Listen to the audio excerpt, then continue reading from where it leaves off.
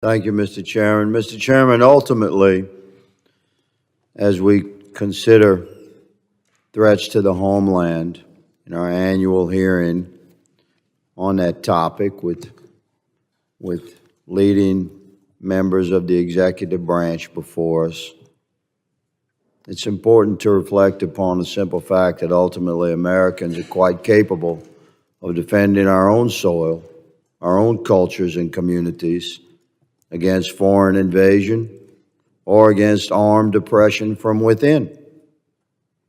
However, it's far more threatening to our republic if our own government facilitates criminal invasion, and it is incredibly threatening to our citizenry if our government's highest levels of law enforcement coordinate organized campaigns of weaponized oppression, harassment, investigation, arrest and prosecution, and imprisonment of free Americans.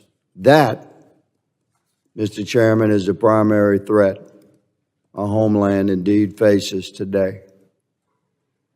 Secretary Mayorkas, I've noted you as a worthy adversary, sir, for 2.5 years, but my issue is not with you today. I'm done with you. I've completed my investigative work. It's quite extensive. I've filed my articles of impeachment against you, and I've provided my investigative work to the appropriate committee. So let me just say that my articles have been filed and my time with you is done. Director Wray, last year, you might recall, sir, our exchange regarding the FBI's involvement on January 6th and prior. I'm happy to jog your memory to quote, according to the record, I asked you, did you have confidential human sources dressed as Trump supporters positioned inside the Capitol on January 6th prior to the doors being opened? You responded, I quote, again, I have to be very careful of what I say. To which I said, it should be a no. Can you not tell the American people no? We did not have confidential human sources dressed as Trump supporters positioned inside the Capitol on January 6th. A year has passed. We sit here again a year later, we the people still do not have a definitive answer from you or anyone else in the Biden administration regarding the FBI presence and participation in the months leading up to the November election and in the weeks and days prior to January 6th and on January 6th here in D.C. We can't get a straight answer, although we have a tremendous amount of evidence harvested and reviewed over the course of the last year, which you will see. In September, Stephen D'Artano, formerly in charge of the FBI's field office in Washington, D.C., testified to the House Judiciary Committee that he was aware the FBI informants would attend the Stop the Steal rally thrown on January 6th. You confirmed that the FBI had confidential human sources at the Stop the Steal rally on January 6th here in D.C., sir? Congressman, as we've discussed before, I'm not going to get into where we have or have not used confidential human sources. But what I can tell you, on. You asked for a definitive We'll move answer. on. It's my time. You said no, you're not going to answer. That's cool. We're watching. Mr. Chairman, may I answer the question? Your moment will come. This is my time. Earlier this year, an FBI informant who is reported to have, quote, his quote, under oath, marched to the U.S. Capitol with fellow Proud Boys members on January 6th, close quote. He said he was communicating with his FBI handler while people were entering the U.S. Capitol. Can you confirm that the FBI had that sort of engagement with your own agents embedded into the crowd on January 6th? If you are asking whether the violence at the Capitol on January 6th was part of some operation orchestrated by FBI sources and/or agents, the answer is emphatically You're saying not. no? No. You're saying no? Not Okay. violence orchestrated Let's by move FBI on. sources or agents.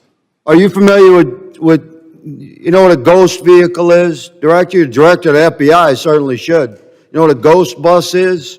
A ghost bus? Ghost bus. I'm not sure I've used that term before. Okay.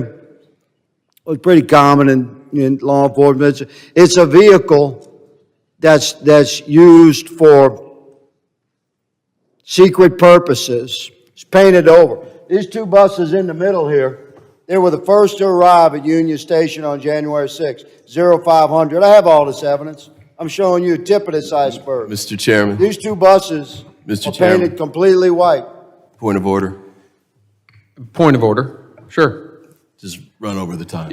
I understand, but you'll recall that Ms. Jackson Lee's been allowed to go 2 minutes before. I've been very fair in letting people finish their questioning throughout my tenure as chairman, and I'll continue to be fair on that regard. But I will make a note to the members, if you could stay as close within your time as possible. We have a lot of people that want to ask these gentlemen questions. So with that, the gentleman yields. But your point, I've been very fair in this, Mr. Ivey, with everybody on this side of the aisle just as much. I don't think I accuse you of being unfair, Mr. Chairman. I just You're raised making a of point. order. Okay, thank you. I now recognize Mr. May I Gray. close this statement, Mr. No, Chairman? I think your time is expired, Mr. I note that other members across the aisle have been granted time, and I object to my question being closed. This is a very significant hearing, Mr. Chairman, and these buses are nefarious in nature and were filled with FBI informants dressed as Trump supporters and deployed onto our Capitol on January 6th. Your day is coming, Mr. Wray. Mr. Higgins. I now recognize Mr. Correa of California for his 5 minutes of questioning. You're the chairman, but The gentleman could yield to you, Mr. Ranking Member, if he wants. You've been recognized. I will yield to yeah, Okay. just the ranking member. the rules of the committee says that once the chair calls the time, it's done. So, I mean, those are the rules of the Well, committee. thanks for pointing that out, Mr. Ranking Member. I think he yields to you, Mr. Correa. Chairman, I want to thank you very much for holding this hearing, and I especially want to thank the witnesses today in front of us, Mr. Mayorkas, Mr. Wray, and Ms. Abizid. You've got a difficult task in this country today. The title of this committee is Worldwide Threats of the Homeland Security. First of all, you've got the challenge of finding a needle in a haystack. Domestic terrorism. I've got a chart here from the ADL that shows the number of incidences, national level. You've got to play defense here in the U.S. as well as defense overseas. And I agree with my colleague, Mr. Mike McCall, that things have never been so bad. We're coming out of COVID right now. We've got countries, essentially failed economies, failed democracies around the world, worldwide refugee movement. And on top of that, I understand, Mr. Wray, that you essentially declared possible heightened state of alert for the country. Is that correct? Something of this sort, that we just got to watch the things that are going on right now? I've testified, and I feel very strongly that we are in a heightened threat environment. And I couldn't agree with you more. We've got, 2 wars going on at least, areas of conflict around the world. And I'm here really to ask, how can we help you do your job better? I'm not going to be here to ask for an impeachment or hold you accountable. I'm here to make sure that you're able to hold the line 100%. We can't afford to have another Uvalde in our country. We can't afford to have another 911. So I'm here really to listen to what it is. What resources do you need to do your job? And I'm going to start out with Mr. Mayorkas. Do you need more or less analysts? This is a big job. How do you find a needle in a haystack? Do you need more analysts or less at the Homeland Security? Can that help? Congressman, we have submitted a request for supplemental funding. We need additional personnel, resources to include facilities and technology. The men and women of the And we need technology, sir. We need good intel. We need to make sure that we're able to work with our allies, our law enforcement, state, local, federal coordination.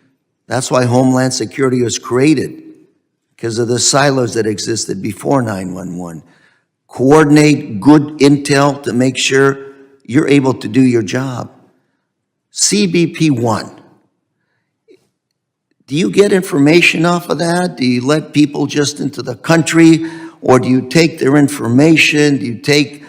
What kind of data do you require for CBP to work? Congressman, CBP-1 is a process that we employ that enables us to screen and vet individuals before they arrive at the border, to enable us to make a determination whether or not they should be allowed. Do you ask for biometric information? What is it exactly that you collect there to make sure that the folks that are applying are essentially vetted?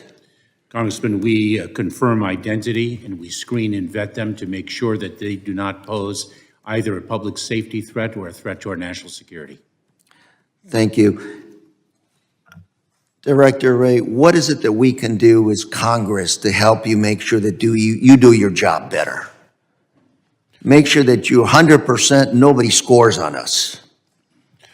Well, Congressman, I appreciate the question. Certainly, the budget requests that we've submitted, both in the 24 budget itself, but also the supplemental, are all things we desperately need. Second, reauthorize 702 in a form where we can actually use it to protect Americans here from foreign threats. Third, Secretary Mayorkas highlighted, which I think can't be highlighted enough, the need to reauthorize the counter-UAS authority, which is going to expire at the end of this week if something isn't done. And that is authority that if it's gone, no one, not DHS, not FBI, no one here can protect Americans from that threat. So those are a few of the things that would be very important from the FBI's perspective. And let me say that I appreciate the three of you being here today, because we need to make sure that the public out there on Main Street understands the good work you're doing. You may be controversial, but that's part of the democratic system. But you're doing a good job protecting our families back home. And I just want to make sure people understand that we need to work as a team to make sure the job gets done. Ma'am, any thoughts on what resources you need to do your job? I would associate myself with my colleagues' comments here. FISA 702 authority is absolutely essential for the counterterrorism mission. And to your point about working as a team, the counterterrorism architecture that we've built across the intelligence community, law enforcement community, defense, diplomatic, and homeland security professional community needs to be sustained. And sustaining that at the levels we requested, it would be incredibly helpful. Thank you. And Mr. Chair,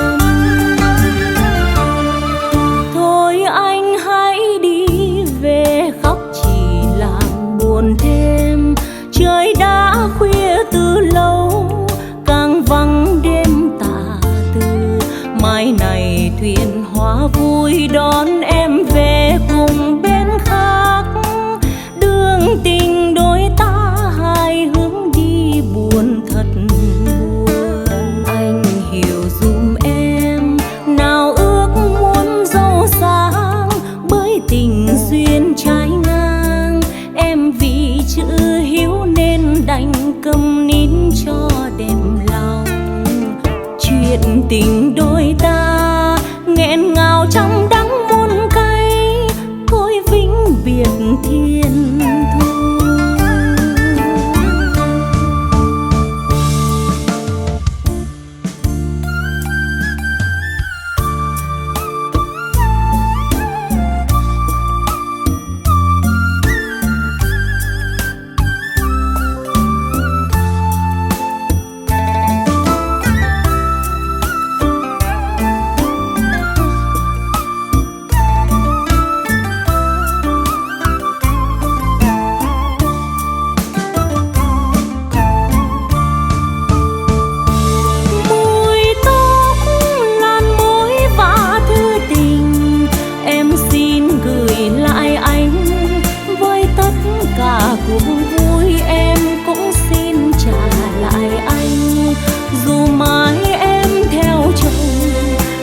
Đời em vẫn nhớ mãi mối tình đầu tiên.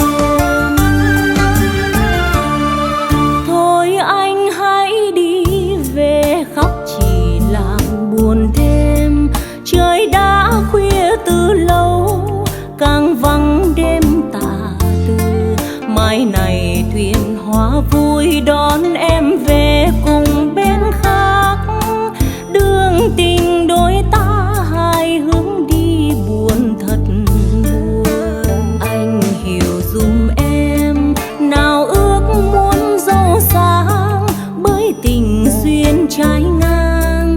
Em vì chữ hiếu nên đành câm nín cho đẹp lòng. Chuyện tình đôi ta nghẹn ngào trong đắng